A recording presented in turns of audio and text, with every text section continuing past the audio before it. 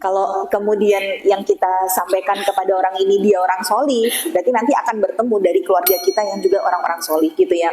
Nanti adab-adab dalam mentalkin selain membimbingkan dengan la ilaha illallah, dan la ilaha illallah itu nggak boleh ya diganti dengan kalimat lain yang kalimat itu kita rasa lebih simpel dan sama-sama punya arti yang bagus, terus kita ngerasa la ilaha illallah kepanjangan, terus kita mentalkinnya Allah, Allah, Allah, itu hukumnya haram, nggak boleh. Jadi emang benar-benar membimbingnya dengan la ilaha illallah gitu ya. Nanti dengan intonasi yang tidak terlalu cepat, dengan perlahan, dengan kita kasih jeda dulu. La ilaha illallah. Berhenti sejenak. Biar dia bisa ngikutin. Walaupun memang dari telinga kita nggak bisa ngedenger lisannya ngomong, tapi kita husnudzon bahwa apa yang kita bimbingkan itu dia ucapkan dalam hati. Karena yang Allah nilai itu bukan cuma sekedar yang kedengeran dari telinga kita, tapi Allah lihat apa yang ada di dalam hatinya, niatnya, meskipun di ICU, dalam keadaan koma. Makanya kalau sudah dalam keadaan seperti itu, minta mungkin dari pihak rumah sakit, boleh nggak kalau dari keluarga ini bergantian untuk mentalkin. Karena disitulah benar-benar pertarungan terdahsyat seseorang dengan jin pendamping yang selama ini menggoda dia untuk berada di dalam kemaksiatan. Sampai si korin ini, dia tidak mau meninggalkan diri kita sampai kita meninggal dalam keadaan kafir. Jadi memang itu tuh dia lagi dahsyat-dahsyatnya perang. Kalau kemudian kita biarkan dia sendiri untuk berperang melawan korinnya itu, sedangkan jiwanya sendiri juga dalam keadaan lemah, korinnya juga dalam keadaan yang sangat kuat, takutnya kalah. Makanya kalau dalam kondisi seperti itu, izin sama rumah sakit, boleh nggak kalau bergantian untuk kita mentalkin, tapi jangan banyak-banyak. Jadi dicari memang keluarga ya. Kenapa keluarga? Karena kehadiran keluarga dalam kondisi itu tuh benar-benar di antara yang bisa untuk menenangkan batin. Orang kalau sudah mau meninggal itu gak mikir teman, gak mikir siapa, mikirnya keluarga. Maka kalau bisa di situ bergantian. Kalau kita misalkan itu suami gitu ya, kita sebagai istri gak kuat gitu mendampingi proses melihat suami kita sakaratul maut itu, malah justru nanti ketika mentalkin nangis gitu. Kalau yang memang mentalkin nangis, lebih baik minggir deh, lebih baik nggak usah deh, karena itu akan memberatkan perjalanan. Kalau mentalkin sambil la ilaha illallah, itu nggak usah. Minta aja sama anak-anak atau mungkin dari keluarga yang memang dia punya ketetekan batin gitu, yang punya kekuatan gitu untuk bisa mentalkin dengan tidak sambil terisak-isak nangis. Nah, karena memang dibutuhkan itu gitu untuk meringankan perjalanannya. Sambil selain ditalkin itu juga dibimbingkan rasa untuk husnudzon sama Allah.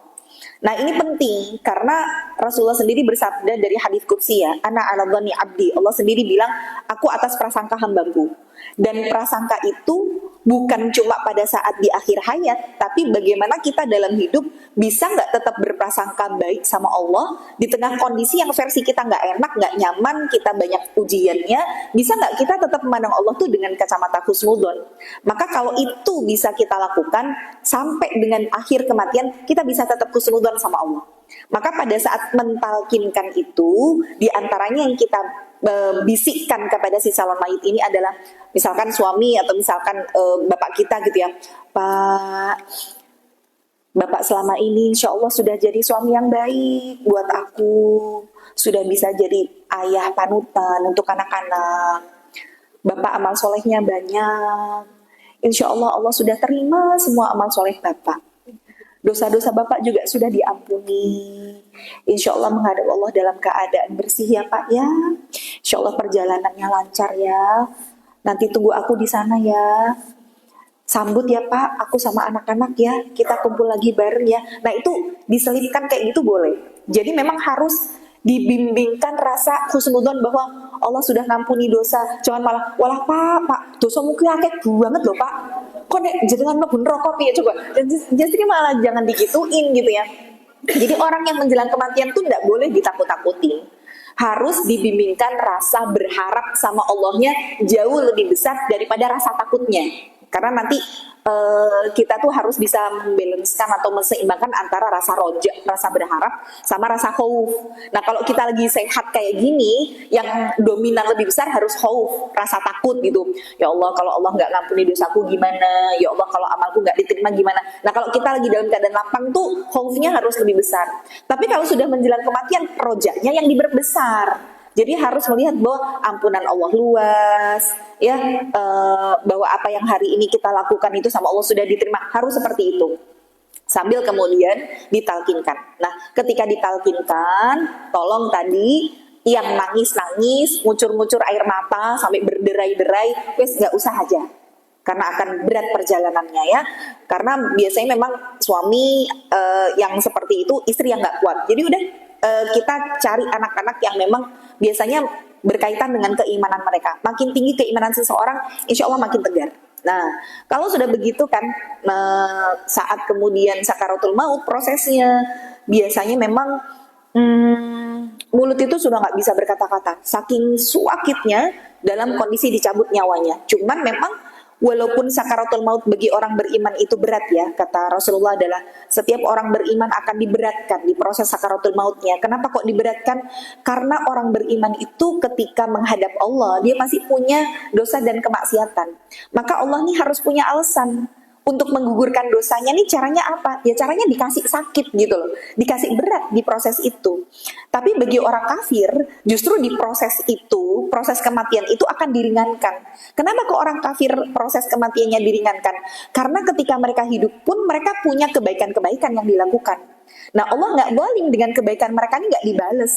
Tapi Allah bales itu puncaknya dengan dimudahkan di proses kematiannya supaya tidak ada lagi alasan bagi Allah untuk membalas kebaikan yang dia lakukan setelah kematian. Nah, berarti di sini kita paham proses sakaratul maut orang beriman pasti berat dan pasti menyakitkan. Cuman pada saat dicabut nyawanya itu nanti prosesnya berubah namanya menjadi nazah. Jadi kalau sakit yang berlapis-lapis, yang mulai dari syaraf di bawah itu mulai diambil, yang biasanya kalau kita pegang bawah sudah mulai dingin gitu ya, kaki sudah mulai kaku, nah itu sakaratul maut itu. Tapi begitu dari proses syaraf di bawah diambil, dicabut, sampai nanti di kerongkongan di sini, di sinilah kemudian proses sebenarnya yang bisa jadi ada orang yang diberatkan, bisa jadi ada orang yang diringankan. Karena prosesnya berubah menjadi nazak namanya ya. Jadi nazak itu sebenarnya cuma tinggal cabut, tek gitu. Harusnya cuma begitu. Cuman biasanya kalau ada orang-orang yang ketika menghadap Allah itu masih bawa kesyirikan, nazaknya ini diperberat. Jadi sama malaikat nanti dipermainkan. Begitu ditarik, dibalikin lagi, tarik lagi, dibalikin lagi gitu ya. Makanya kalau sakaratul maut kita diberatkan itu fitrah, asal tidak diberatkan di nazak. Tapi orang yang beriman, yang diantara nanti kematian husnul khotimah gitu ya, di proses nazaknya itu dia tidak akan merasakan sakit, hanya seperti air yang mengalir gitu, ser gitu.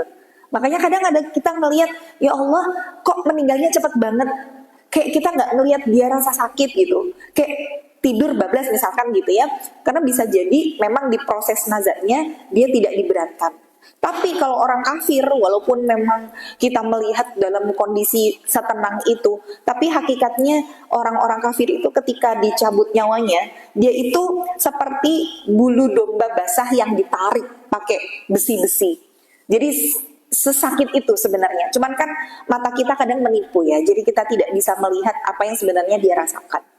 Nah, ini nanti kalau dalam masalah bagaimana membahas kehidupan setelah kematian di kajian lain ya. Tapi kita cuma mau membahas dari masalah fikihnya, maka kita sebagai orang yang hidup gitu, yang harus mengurusi jenazah, ngerti tahapan-tahapan proses itu, dia sedang apa, gimana, itu kita juga ada ilmunya. Jadi kalau kita akhirnya dengan ilmu beramalnya nanti nggak jadi rusak, nggak jadi batil. Karena kalau orang tuh hari ini merasa bahwa, contoh nih misalkan, dalam hadis disebutkan yang namanya penguburan jenazah itu kalau bisa memang satu hari yang sama dengan pada saat kematiannya. Jadi mayit itu harusnya tidak diinapkan. Tapi kalau kita tidak ngerti ilmunya, kita kan ngerasa kayak kesian nih, kalau anak ini dari keluar kota belum datang gitu ya. Akhirnya kita tunggu kapan, oh dikuburkannya masih besok kok, soalnya anaknya baru dapat tiket nanti malam. Ini kan karena kita nggak berilmu. Padahal kalau kita ngerti ilmunya, sebenarnya justru kesian itu bukan orang yang masih hidup tidak bisa melihat jenazah orang tuanya, tapi kesian orang tuanya yang meninggal dunia itu karena semakin ditunda untuk penguburan, semakin ditunda balasan kebaikan yang sudah Allah persiapkan untuk orang ini. Jadi yang kesian mayit sebenarnya. Makanya mayit itu sebenarnya pada saat kita pun sudah mensolatkan, tinggal nunggu diangkat untuk dikuburkan, mayit itu sebenarnya bilang, kod dimuni, ayo toh, segerakan aku, jangan lama-lama. Itu kan kalau kita ngerti, oh nggak boleh terlalu lama loh dalam masalah menguburkan jenazah. Ngerti ilmunya lagi pada saat akan menguburkan itu, kalau kita sudah punya kafling keluarga, terus kita pengennya pokoknya nanti keluarga dikuburkan jadi satu, biar bisa kumpul di dunia iya, sampai surga iya. Padahal yang bisa mengumpulkan dan memisahkan kita tuh bukan saat kaflingannya jadi satu.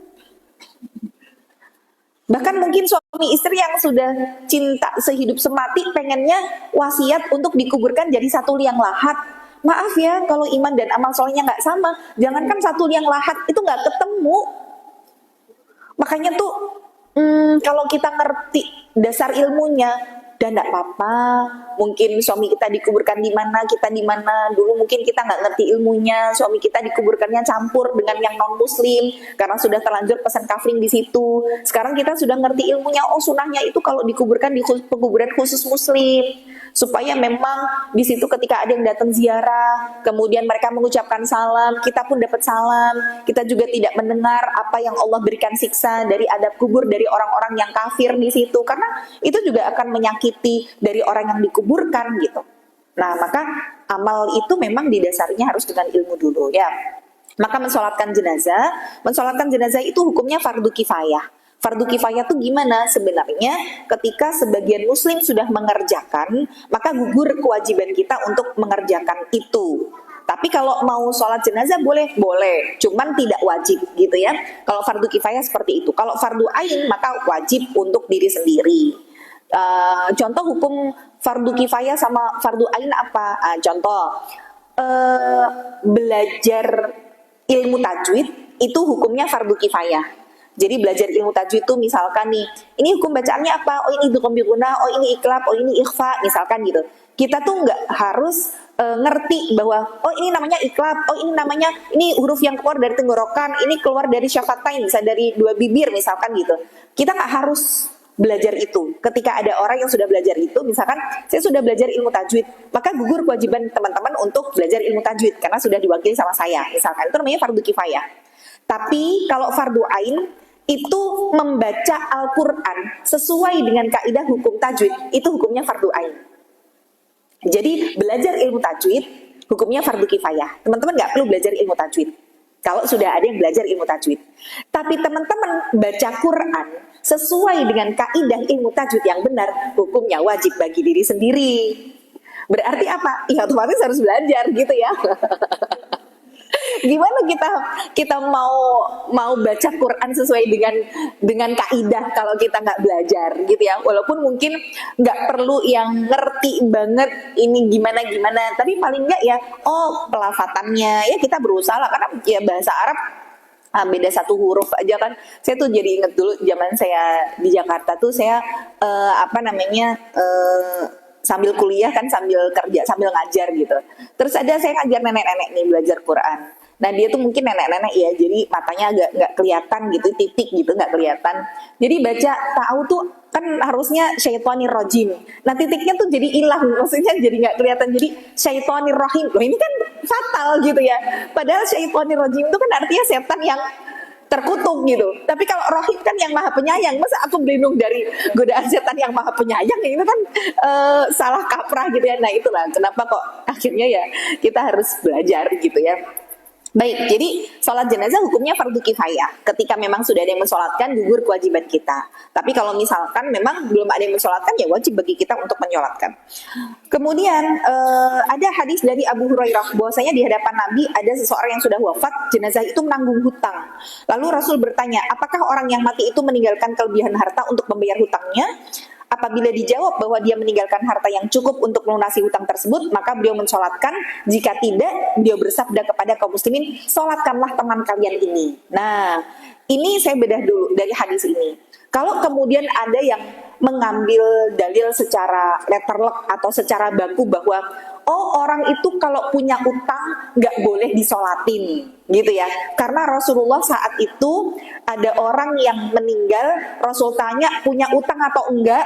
Kalau masih punya, ya sudah kalian aja yang solatin. Rasul enggak. Nah sebenarnya ini bukan menjadi sebuah pengharaman apabila ada orang yang meninggal punya hutang terus kita solatin. Itu hukumnya bukan haram.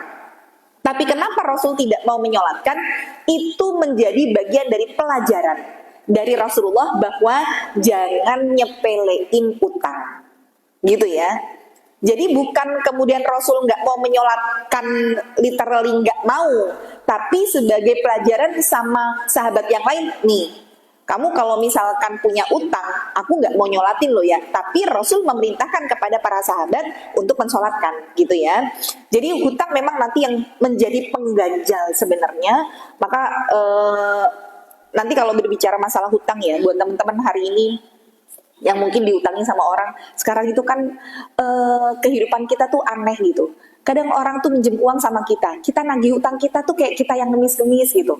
Malahan lebih galak yang ngutang daripada yang diutangi gitu ya. Kita tuh kayak ya Allah munduk-munduk kayak kita penjahat gitu, nagih-nagih. Padahal dulu dia ketika minjem tuh kayak apalah ya, bilang butuh, dikasihani dan lain sebagainya. Akhirnya mungkin di titik yang kita tuh ngerasa kayak udahlah daripada ditagih juga susah, udahlah tak ikhlasin aja. Nah mungkin ada orang-orang yang akhirnya memilih untuk mengikhlaskan karena nggak mau berurusan panjang. Maka nih bedanya nih teman-teman. Kalau misalkan kita lebih memilih untuk menjadi orang yang mengikhlaskan hutang, maka nanti kita dapat balasan sama Allah itu di proses hisab.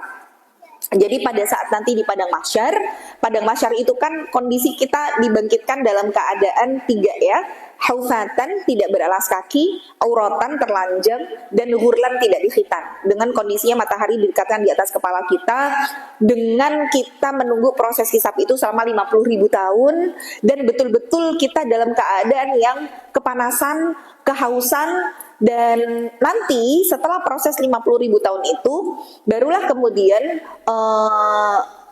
para ulama nanti minta syafaat gitu ya ke Nabi Adam dan lain sebagainya sampai ke Rasulullah, baru kemudian Rasulullah meminta syafaat kepada Allah, diberlakukan hisab. Nah pada saat nanti dihisab gitu ya, Allah ternyata memberikan perintah kepada para malaikat untuk mengumpulkan dan memanggil orang-orang yang ketika di dunia punya amal istimewa, yang nanti rewardnya itu bakalan langsung dikasih sama Allah dengan tidak diwakili oleh malaikat, saking bangganya Allah sama orang-orang yang memiliki amal istimewa ini.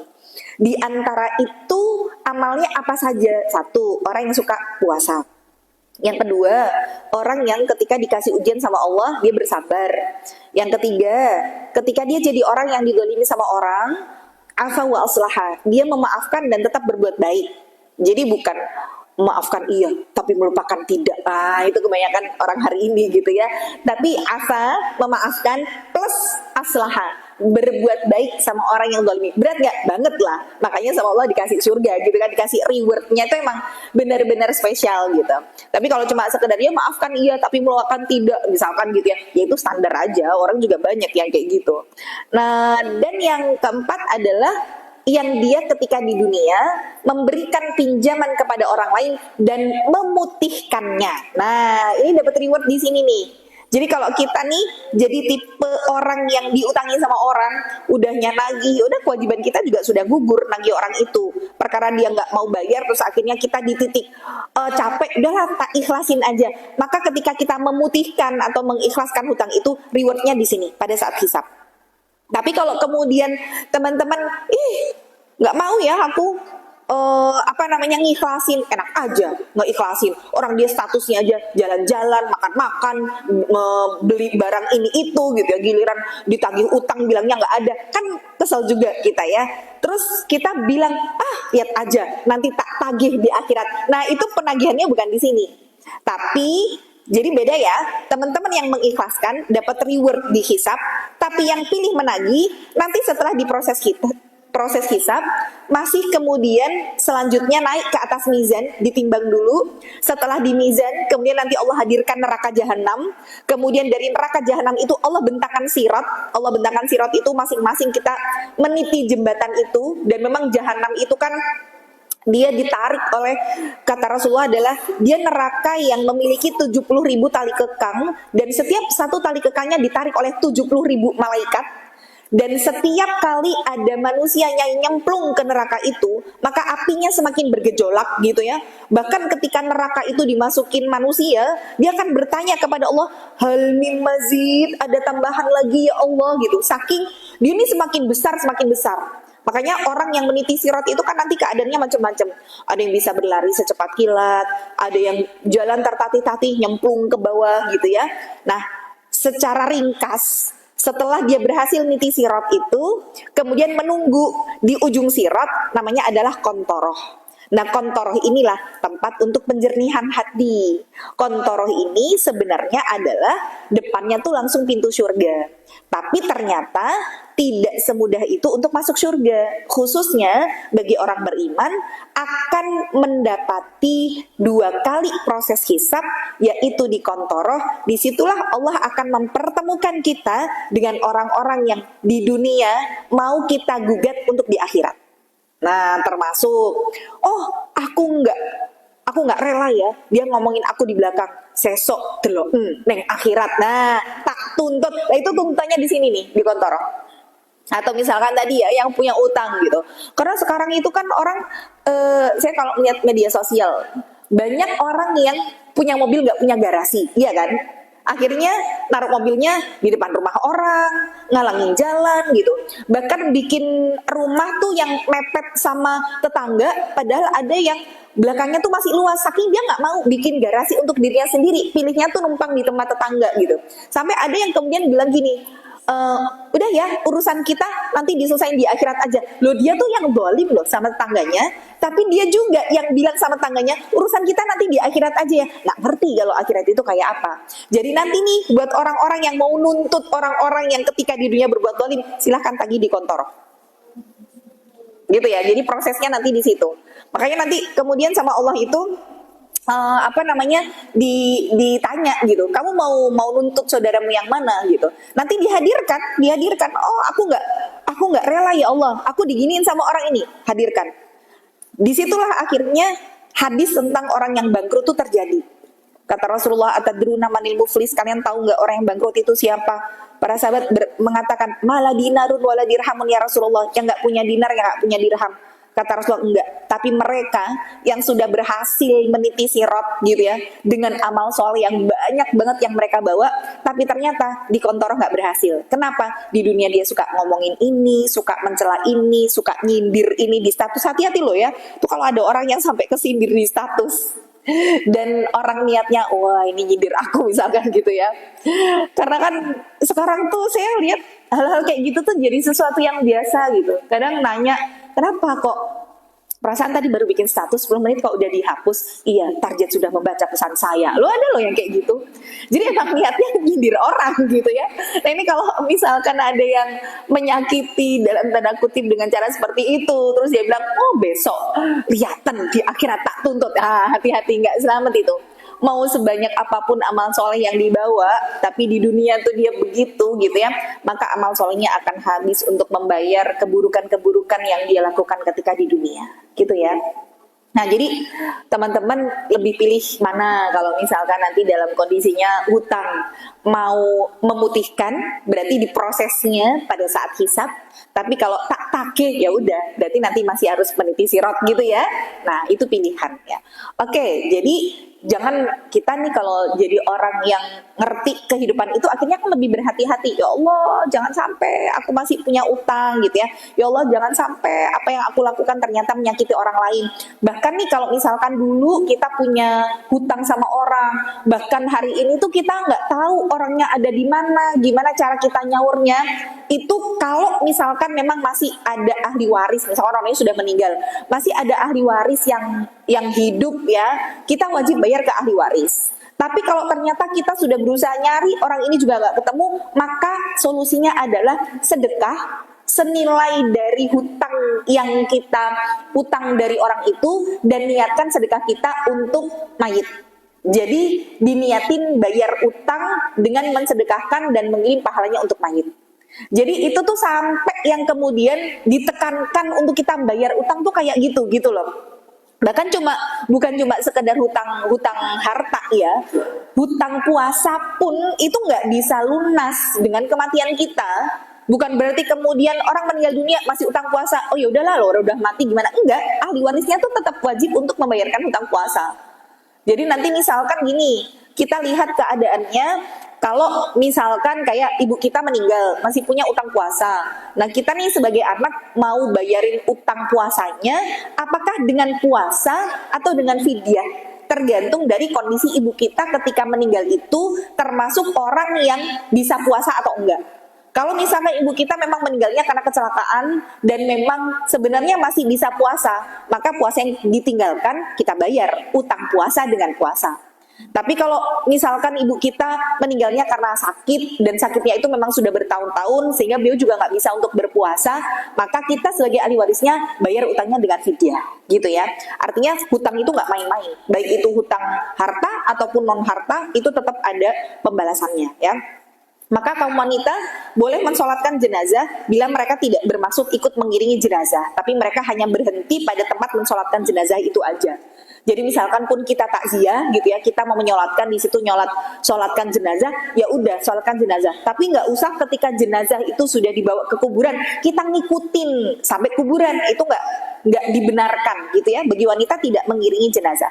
Maka hadis dari Abdullah bin Zubair bahwasanya Aisyah memerintahkan supaya jenazah salah seorang sahabat Sa'ad bin Abi Waqqas dibawa ke masjid sehingga dia bisa mensolatkan di sana. Orang-orang mengingkari perintah Aisyah itu. Lalu Aisyah berkata, betapa cepatnya orang-orang itu lupa. Bukankah Rasulullah juga mensolatkan jenazah Zuhail bin Baydha di masjid? Nah artinya para perempuan ini tetap diberikan kesempatan untuk mensolatkan jenazah meskipun itu di masjid gitu loh. Makanya kadang kan kalau misalkan ada yang meninggal dunia disemayamkan di mana? Oh di masjid ini. Nah kita boleh untuk takziahnya tuh langsung menuju ke masjid mensolatkan karena biasanya mungkin keluarganya masih ada di situ gitu. Tapi kalau ternyata sudah dikuburkan gitu ya, kita belum sempat untuk mensolatkan jenazah saat itu, nggak usah nyusul ke kuburan.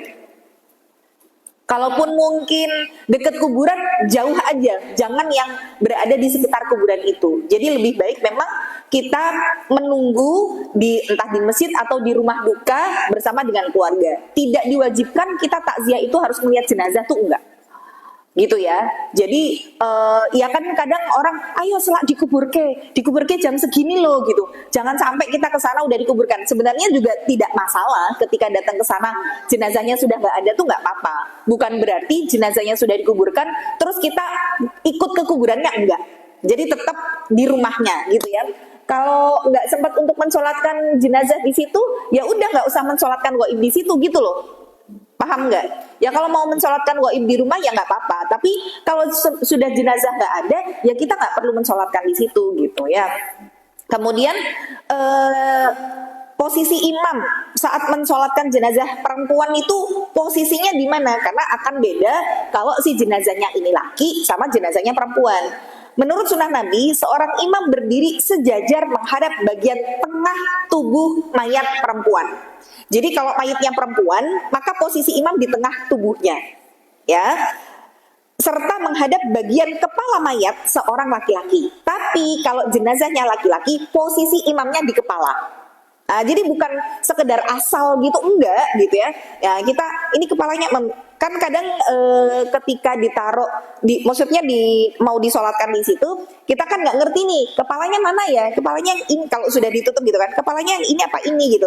Nah udah nanti kita misalkan laki-laki, oh kepalanya sebelah sini, ya udah kita mensolatkan dari pinggir sini. Tapi kalau misalkan ini perempuan, ya udah berarti kita berada di tengah-tengah gitu.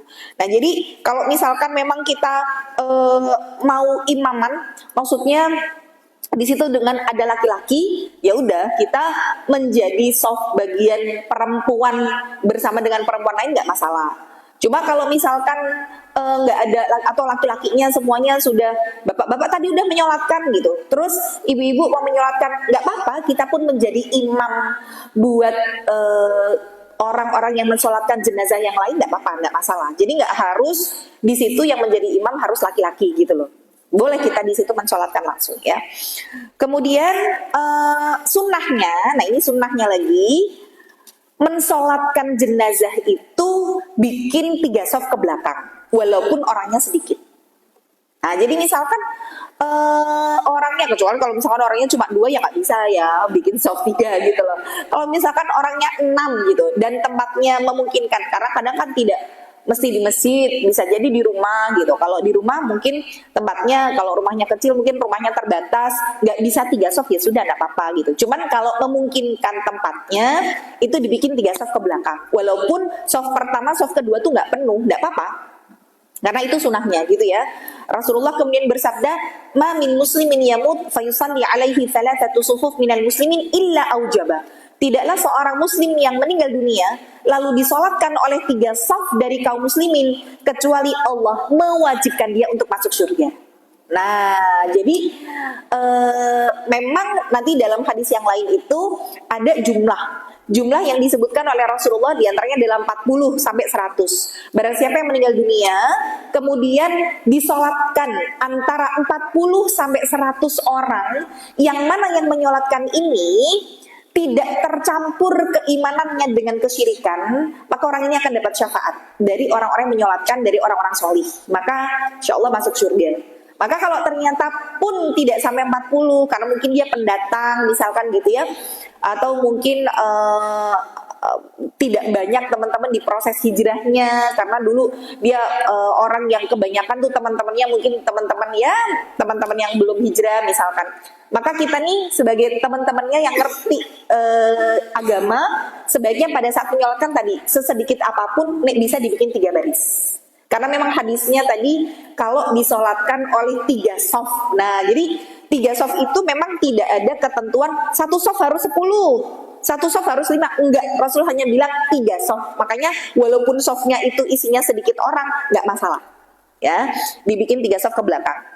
Kemudian Rasulullah juga bersabda, "Ma min mayyit tusalli alaihi ummatun minal muslimina yablaghuna mi'ah kulluhum yashfa'una lahu illa syufi'u fihi." Tidak ada satu mayit pun yang disolatkan oleh sejumlah kaum muslimin yang mencapai 100 orang, lalu mereka semuanya memohonkan syafaat untuk dia, kecuali permohonan syafaat mereka diterima.